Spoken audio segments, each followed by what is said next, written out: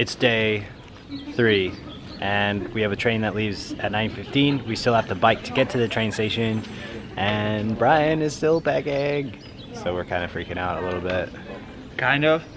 I'm panicking. If we miss it, then we need to wait and the whole day screwed. My name is Brian Cox, but most people know me as the travel vlogger. I'm always in search of extraordinary experiences, and on this adventure, I'll be biking over 700 kilometers across the Czech Republic. Come with me to see what makes this destination so special. Since one of us woke up late, we had to race to the train station to catch our train. But we made it with time to spare. Dobry rano, or as they say, good morning in Czech. Today is day 3, and as you can see, we are no longer in Karlovy Vary. We are on the train headed to Ústí nad Labem. I wonder what we're going to be able to see today. From Karlovy Vary, we would ride the train to Ústí nad Labem. This was a 2-hour journey. When we arrived, 2 new local cyclists were there to guide us for the next couple of days. Michal and Janek. Alright, we're starting the pedaling. Hopefully it will loosen up the muscles from yesterday's big ride. So come on, we've got a beer waiting for us. So we crossed the river and stopped for our first beer and got to know each other a little bit better. They've probably lived here for most of their lives, I guess. So we couldn't have chosen a better guide to this area. Perfect. In their opinions, what makes the Czech Republic a special destination for foreigners? Já si myslím, že Česká republika nabízí širokou škálu možností pro pěší výlety, skokové výlety, nějaké možnosti koupání, ať už přírodní nebo z bazénu, taky velké množství památek. To, co říkáme o České republice, tak to samé můžeme říct o tom českém středohoří, že prostě na malém místě je všechno k dispozici. To znamená, jsou tady hory, je tady řeka, je tady vinařská oblast, jsou tady historické města, jsou tady zámky, hrady, takže na relativně malém místě se dá prostě toho moc prožít, jako hodně toho vyžít. And yeah, we'll do some wine tasting later on as well. I'm ready. We finished the beer and decided it was time to start riding.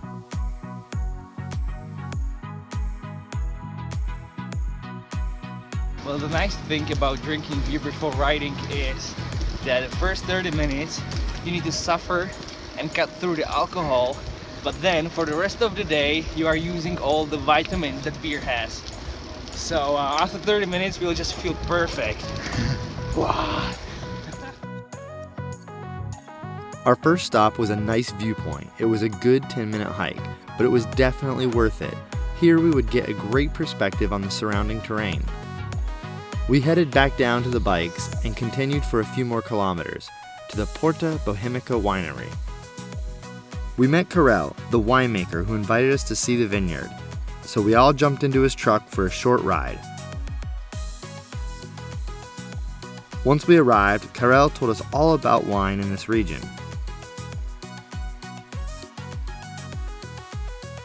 Now we would head to his cellar. Alright, so we just checked out the winery, saw some of the vines, some beautiful scenery, but the real reason we're here is this guy, to try the wine. And let me tell you, it tastes delicious, and there's absolutely nothing better after a long day of riding than to taste some delicious vino. So, Nostravi.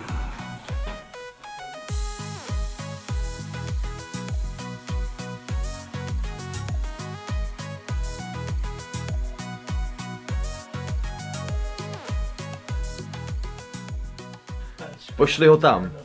So the phrase "pošli ho tam" that you just learned, it's very good when you are drinking shots, because it means basically bottoms up. But when you have a delicious wine like this, you just don't want to drink it like that. You know, that would be just insane.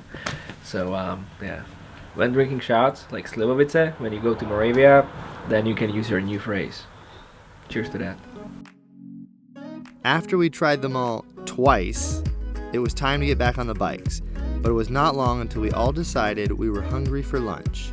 So we stopped at one of the bike-friendly restaurants on the route. So we just made it to another biking friendly spot. Cyklisté vítáni in Czech means bikers or cyclists are welcome. Our new friends helped us pick some traditional foods. We ate up and then headed to our final destination. Some people call Litoměřice Český Krumlov of North Bohemia. Why? Because it's very beautiful. It's very similar at some point to Český Krumlov, but there are no tourists anywhere. And it's a small town with only like 20,000 people. Beautiful architecture, very laid back, very relaxed. Love it. Alright, we just rode another 8 kilometers. We're now in the small town of Litoměřice. That. We're here at the Catholic Church of St. Stephen, and we're gonna climb up this tower, and hopefully there's an amazing view. So, should we go? Yes, let's go.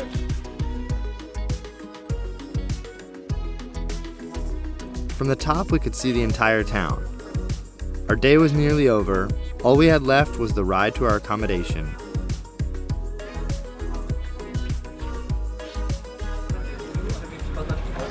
That's the end of day 3. We rode about 30 to 35 kilometers. We saw some awesome stuff. I'm not gonna lie, I'm starting to feel pretty tired, hoping to get a good night's sleep. So I'm gonna call it a night now. So thanks for watching. Till tomorrow. See you later. Stay classy. And if you want more information, check out the links below. Adios.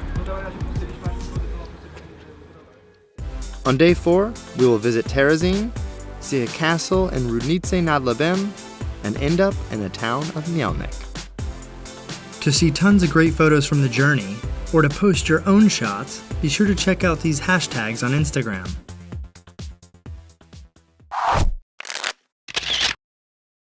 Don't leave yet. There's tons of great videos to keep watching. More importantly, did you subscribe yet?